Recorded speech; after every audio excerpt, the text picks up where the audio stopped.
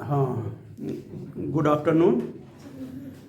चलिए आप लोगों का जो प्रश्न है निर्वाचन आयोग। निर्वाचन आयोग जो है, आप सोचेंगे कि महिलाओं को सबसे पहले कब मत निर्वाचित करने का भारत में अधिकार मिला। तो सबको याद रखना है कि महिलाओं को जो भारत में मिला है वो 19 कब मिला है? भारत में मिला है 1926। कब मिला है? 1926।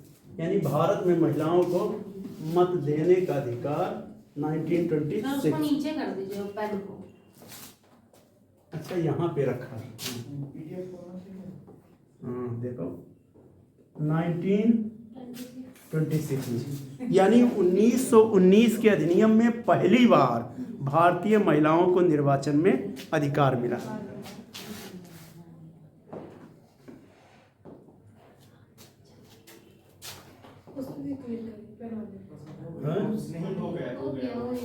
हाँ, तो 1926। अब आपसे इसमें क्वेश्चन कहाँ कहाँ पूछा जाएगा। एक तो पूछा जाएगा कि मत देने का अधिकार या निर्वाचित होने का अधिकार क्या है। आपसे दो विकल्प रहेगा, एक संवैधानिक अधिकार, एक वैधानिक अधिकार या विधिक अधिकार।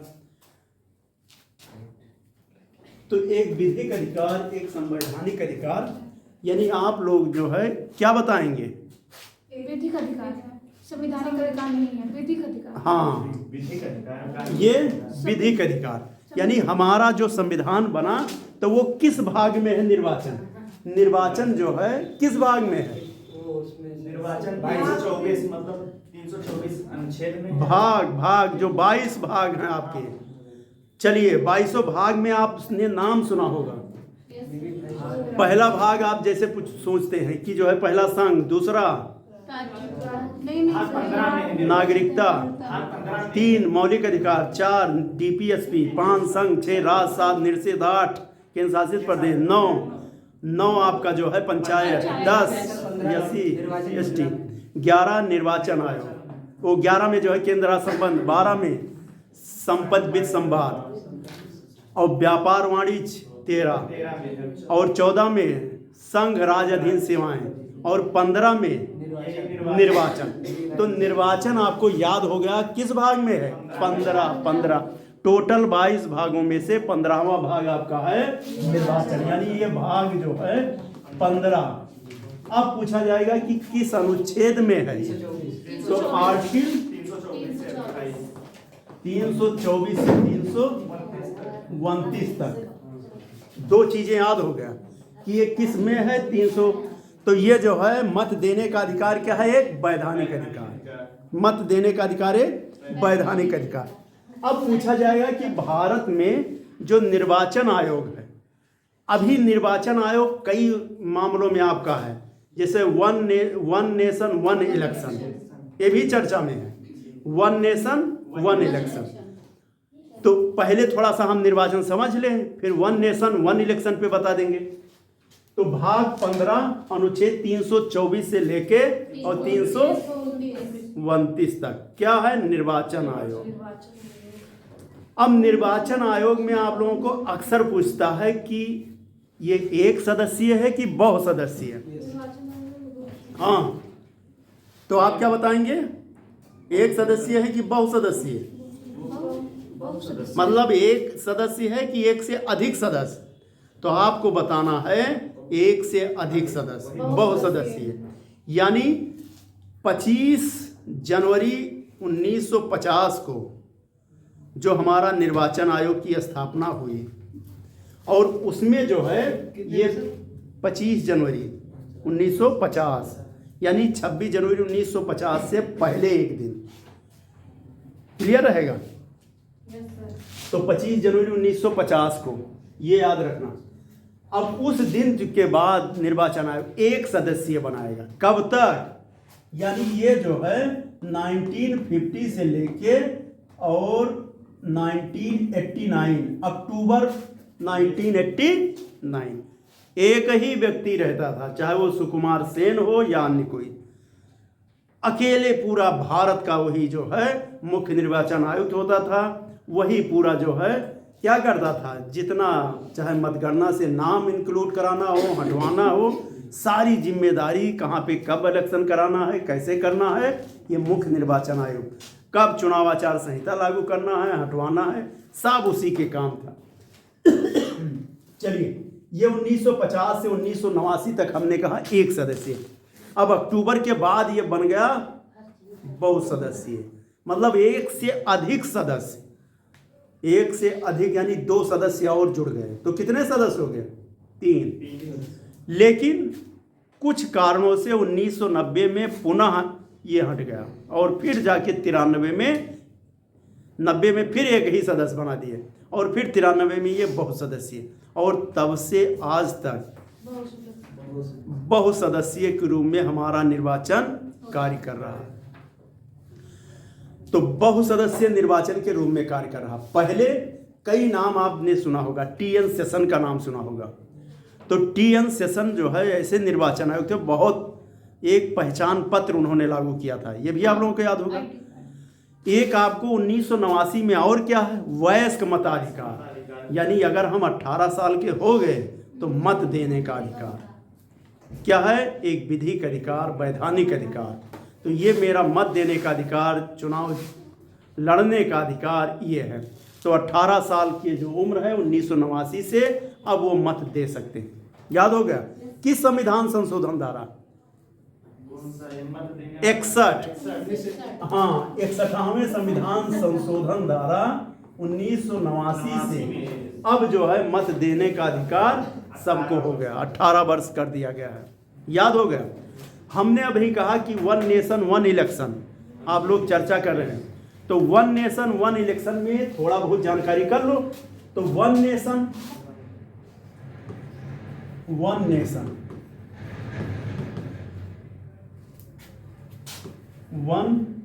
इलेक्शन, जैसे कहते हैं कि हम इलेक्शन से नहीं आए हैं, सिलेक्शन से आए हैं। आप लोग सिविल की तैयारी कर रहे हैं और आप लोगों को सिलेक्शन लेना है। जिस दिन आईएएस बन गए, किसी के दम नहीं नेता के कि आप लोगों को जो है वो टर्मिनेट कर दे, है ना? हाँ, वो अगर मंत्री बनेंगे तो 5 साल, और आप गलत काम ना करें तो आपको कोई टर्मिनेट नहीं कर सकता है। तो आईएएस बनना है, और ये तो एक इलेक्शन और सिलेक्शन। तो 1 नेशन 1 इलेक्शन, इसको ऐसे मानिए कि जैसे हमारे बहुत से परंपराएं हैं, चाहे वो शादी हो या कोई तलाक से संबंधित नियम हो, उसी तरह से भारत में 1 नेशन 1 इलेक्शन। अगर एक राष्ट्र है तो एक साथ चुनाव होना चाहिए। एक साथ चुनाव से क्या क्या बेनिफिट रहेगा?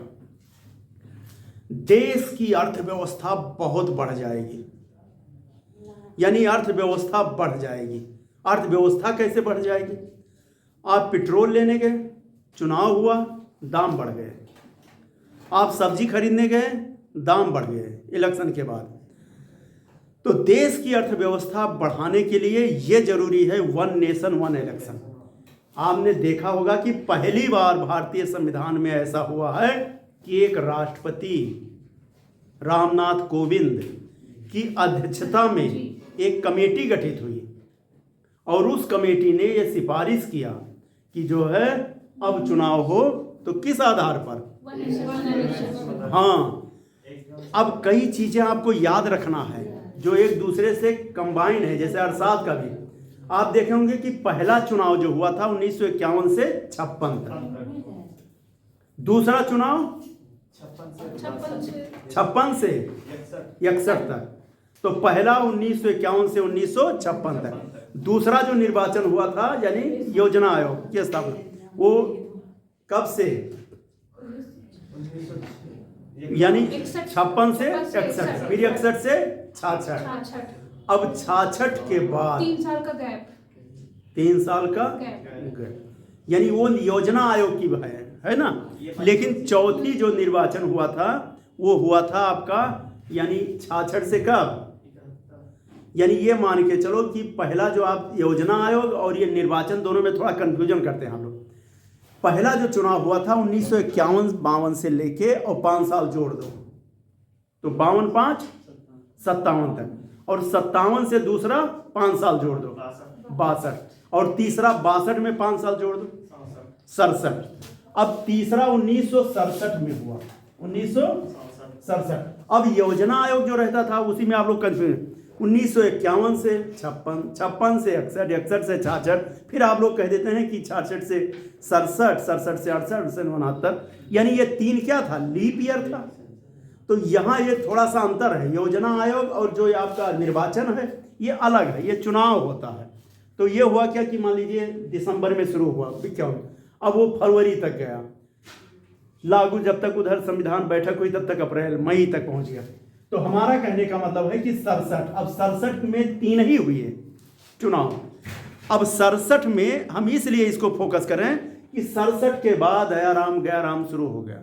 अन्य पार्टियां, केवल कांग्रेस का बहुमत रहता था, एक पार्टी।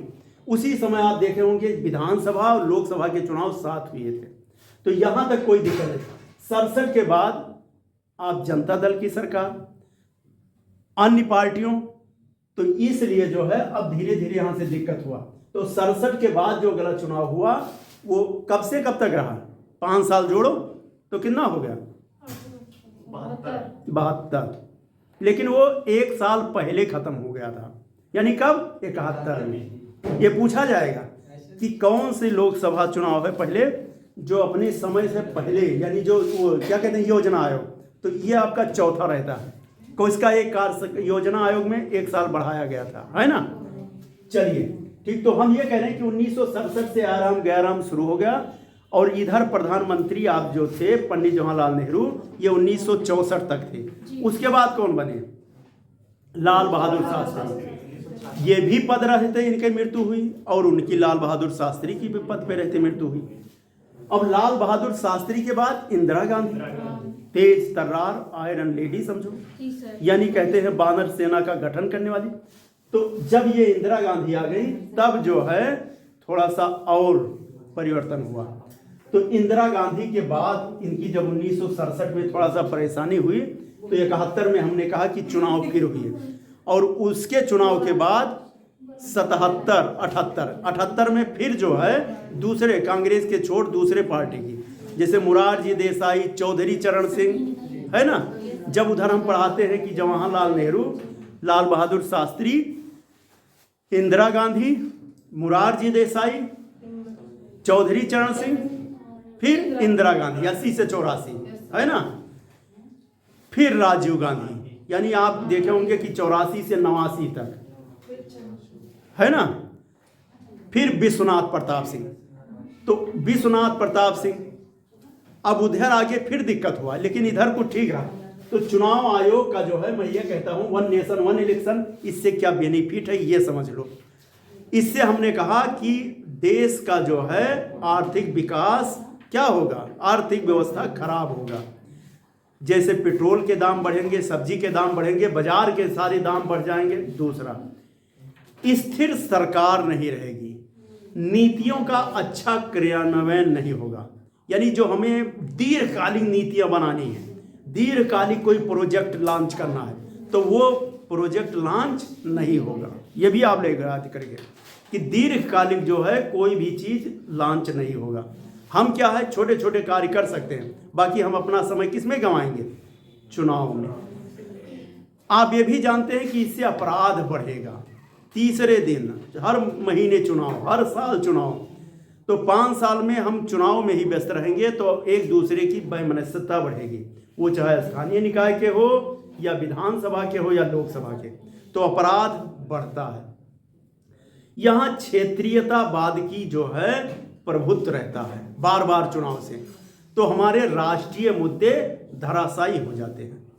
यानी हम क्षेत्रीयता के बजाय राष्ट्र हित की भावना नहीं सोच पाते हैं, तो राष्ट्र का भी ये रहेगा। दूसरा क्या रहेगा, पता लगा कि केंद्र में मुख्य निर्वाचन आयुक्त और राज्य निर्वाचन आयुक्त, मुख्य निर्वाचन आयुक्त, इन दोनों के कानून बनाने के, जो आपके मतदान सूची बनाना है या किसी को शामिल करना है, उसमें अंतर आ जाता है। अगर ये दोनों लोग मिलके एक साथ चुनाव कराया नहीं जाएगा और एक साथ मिलके कोई मत पत्र बनेगा तो उसमें ज़्यादा अच्छा रहेगा। तो ये उसके नुकसान हैं। यानी इन चीज़ों को जो है हमें सुधारना है। और कब सुधरेगा? वन नेशन वन इलेक्शन होगा। तो वन नेशन वन इलेक्शन बहुत जरूरी है। तो मैं ये बताना चाहता था। अब उसके बाद आप लोग देखें कि जो है निर्वाचन आयोग, तो हमने कहा निर्वाचन आयोग की नियुक्ति कौन करता है? राष्ट्रपति। और दो अन्य निर्वाचन आयुक्तों की, वो भी राष्ट्रपति। तो दोनों अन्य की और इनकी जो है, सबके जो है कौन निर्वाचन करेगा? राष्ट्रपति। राष्ट्रपति आप लोगों को याद रखना है। बहुसदस्यीय हमने कहा कि अनुच्छेद 324 में निर्वाचन आयोग की व्यवस्था की गई है। किसकी व्यवस्था? निर्वाचन आयोग की व्यवस्था की गई है। 61वां संविधान संशोधन भी आप लोग जानते हैं। दूसरी बात हमने कहा कि जो है निर्वाचन आयोग का कार्यकाल कितने वर्ष होता है? 6 वर्ष या 65 वर्ष। 6 वर्ष या 65। कोई बढ़िया अच्छा जो है पद अगर वो रखे हुए हैं तो यह रहेगा। तो निर्वाचन आयोग के बारे में आप लोग हेडिंग डाल दें। चलिए इसमें हाँ थोड़ा सा लिख लीजिए। हाँ निर्वाचन आयोग में, निर्वाचन आयोग में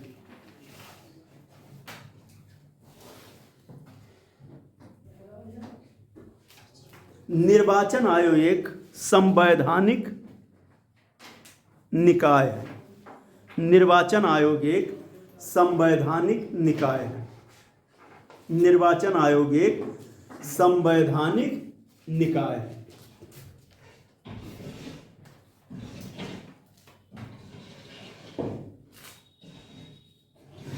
उन्नीस सौ 89 में इसे बहुसदस्यीय बनाया गया। 1989 में इसे बहुसदस्यीय बनाया गया।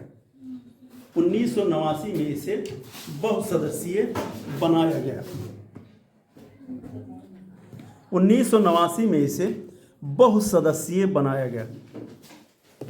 ठीक है, तो इसे बहुसदस्यीय बनाया गया।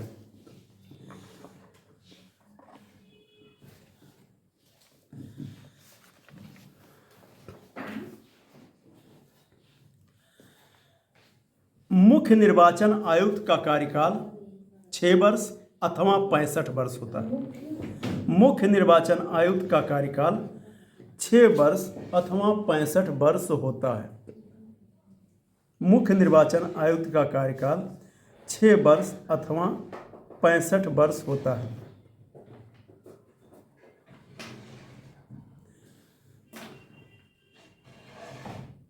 उससे पहले भी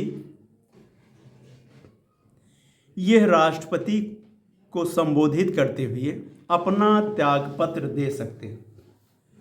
उससे पहले भी ये राष्ट्रपति को संबोधित करते हुए अपना त्यागपत्र दे सकते हैं।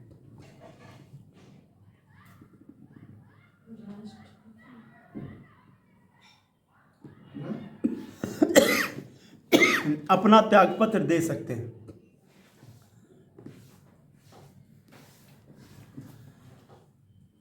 भारत की एकमात्र महिला मुख्य निर्वाचन आयुक्त BS रमा देवी। भारत की एकमात्र मुख्य निर्वाचन आयुक्त BS रमा देवी।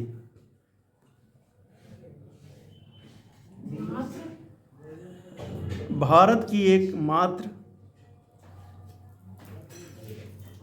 महिला मुख्य निर्वाचन आयुक्त BS रमा देवी। ब्रैकेट में आप कार्यवाहक लिख सकते हैं, है ना? BS? हाँ, BS रमा देवी। सर ये कब बनी थी लगभग? 26 नवंबर 1990 से ब्रैकेट में क्या लिखा है? कार्यवाहक 26 नवंबर 1990 से लेकर 11 दिसंबर 1990 तक। हाँ, 26 नवंबर 1990 से लेकर 11 दिसंबर 1990 तक। हाँ, कार्यवाहक के रूप में। पंद्रह हाँ 90 से लेकर 11 दिसंबर 1990 तक। अब कोई एक मान लीजिए बन गया तो उसका तो हो ही जाएगा। जैसे राजनीति में ये है कि अगर एक बार ये बन गए तो समझो पेंशन पक्का, चाहे 5 घंटे के लिए बने। हाँ है ना, अच्छा है। तो ऐसे मंत्रियों में ये सुविधा है। हाँ, भारत के पूर्व मुख्य निर्वाचन आयुक्त TN सेशन, इनका नाम लिख लीजिए। क्या है सर? भारत के पूर्व मुख्य निर्वाचन आयुक्त TN सेशन, हाँ ये 1990 से लेके और ये 1996 तक थे, वही लगभग। हाँ TN सेशन ने मतदाता पहचान पत्र को लागू किया, ने मतदाता पहचान पत्र को लागू किया। TN सेशन बहुत स्ट्रिक्ट थे, IAS अधिकारी थे। हाँ 1990 से 1996, 1990 से 1996। वो नहीं होता सर तो वोटर आईडी नहीं बनती। हाँ वोटर ID नहीं बनती। हाँ पहचान पत्र बनता है। पहचान पत्र, जो वोटर आईडी बनती है। पहचान पत्र जो बनता है वो यही TN सेशन ने ही शुरू करवाया है। बहुत स्ट्रिक्ट। निर्वाचन आयुक्त की सेवा शर्तों एवं पदावधि का निर्धारण, निर्वाचन आयोग की हाँ सेवा शर्तों एवं कार्यकाल का निर्धारण भारत की संसद के द्वारा किया जाता है। निर्वाचन आयोग। हाँ शर्तें एवं कार्यकाल भारत की संसद द्वारा विधि बनाकर किया जाता है। संसद द्वारा विधि बनाकर किया जाता अब लिख लो कि भारत के मुख्य निर्वाचन ये, हाँ क्या बताऊं, सेवा शर्तें एवं कार्यकाल भारत की संसद के द्वारा विधि बनाकर किया जाता है। भारत के संसद के द्वारा विधि बनाकर किया जाता है। भारत के संसद के द्वारा विधि बनाकर किया जाता है। भारत की संसद के द्वारा विधि बनाकर किया जाता है। अब लिख लो आयोग की शक्तियां।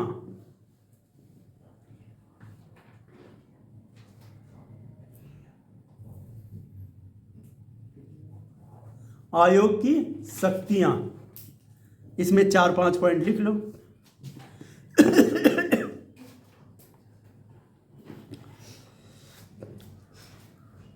भारत के राष्ट्रपति, भारत के राष्ट्रपति, उपराष्ट्रपति, भारत के राष्ट्रपति, उपराष्ट्रपति,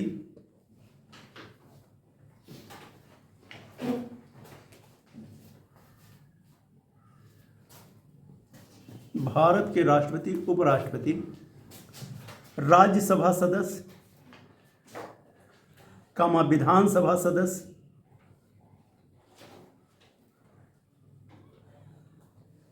कामा विधानसभा सदस्य का चुनाव निर्वाचन आयोग द्वारा कराया जाता है। का चुनाव निर्वाचन आयोग के द्वारा कराया जाता है।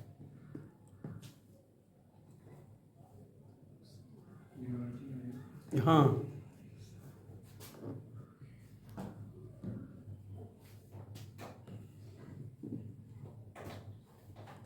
निर्वाचन आयोग के द्वारा कराया जाता है।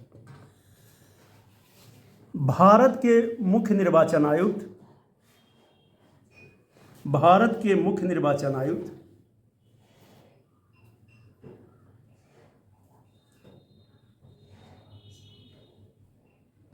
परसीमन आयोग का गठन करते हैं। परसीमन आयोग नाम सुने हैं? जी सर। कितनी बार गठित हुआ? 4 बार। चार। 52, 72, 2011। कब कब? 52, 62, 72, 2011। 1952, 1962, 1972, 1972 और 2002। ये लिख ले क्या सर? हाँ लिख लो, ब्रेकर में ये पूछा जाएगा आपसे कि परसीमन आयोग का गठन कब कब किया गया। तो परसीमन आयोग का गठन जो है 1952 62, हाँ सब दो 72 73 है, ऐसे 62 63 है, हाँ 63 भी आप कह सकते हैं में किया गया। और 2002 इतने 2002 में अब तक 4 जो है गठित किए जा चुके हैं। परसीमन आयोग का जो गठन हुआ है वो 4, मतलब इनके द्वारा जो है क्षेत्रों का निर्धारण किया जाता है। इसमें 7 सदस्य तक होते हैं और परसीमन आयोग से ये रहता है कि कौन सा क्षेत्र आपका शामिल किया। जैसे आप देखे होंगे ऐसे प्रधान के चुनाव में भी हाँ ये दायरा बढ़ता रहता है, कुछ क्षेत्र शामिल होंगे, कुछ क्षेत्र निकाले जाएंगे, तो उसी तरह से बड़े स्तर पर ये भी होता है। दूसरा पॉइंट, मतदाता सूची तैयार करना। मतदाता सूची तैयार करना,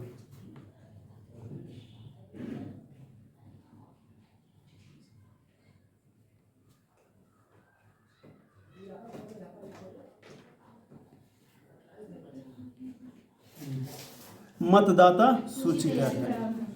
अब जानते हैं अनुच्छेद 326 के अनुसार मतदाता सूची में जिनकी आयु जो है 18 वर्ष पूरी कर चुके हैं वो मतदाता सूची में अगर नाम है तो वो वोट डालेंगे। 325 326 ये बिल्कुल, यानी लिख लो, धर्म, मूल, वंश, जात, लिंग और जन्म स्थान के आधार पर कोई भी भेद नहीं किया जाएगा। हाँ आर्टिकल 15 जैसे आप जानते हैं, है ना, हाँ आर्टिकल 15 भी याद रखो। धर्म, जात, लिंग, मूल, वंश कोई भेदभाव नहीं किया जाएगा।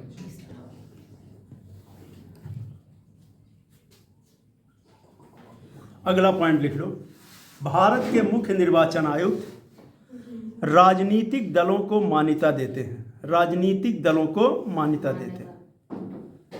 राजनीतिक दलों को मान्यता देते हैं।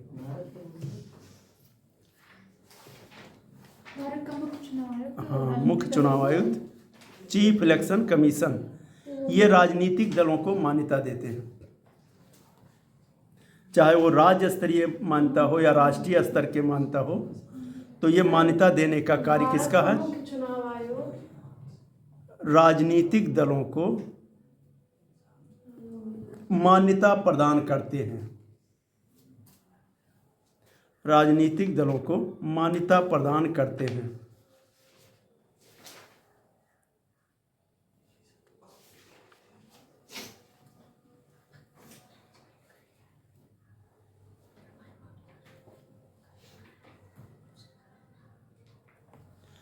अब जैसे मान लीजिए चुनाव हुआ विधानसभा का और 6% मत प्राप्त कर लिए और जो है विधानसभा में कम से कम 2 सीटें प्राप्त कर लिए तो वो भी पा गए मान्यता। दूसरी बात, यदि मान लीजिए कुल सीटों का कम से कम 3%, तो राज्य स्तरीय मान्यता के लिए 3% पा गए वोट तब भी। और लोकसभा में राजनीतिक दल के रूप में हिस्से के रूप में 25 लोकसभा सीटों में से 1 सीट पा गए तब भी ये जो है। और कुल का अगर ये 2% मत प्राप्त कर ले, 8% मत प्राप्त कर लेते हैं तो इनको जो है राज्य स्तरीय दल का मान्यता मिल जाएगा। तो ये जो है इनके मान्यता का है ना।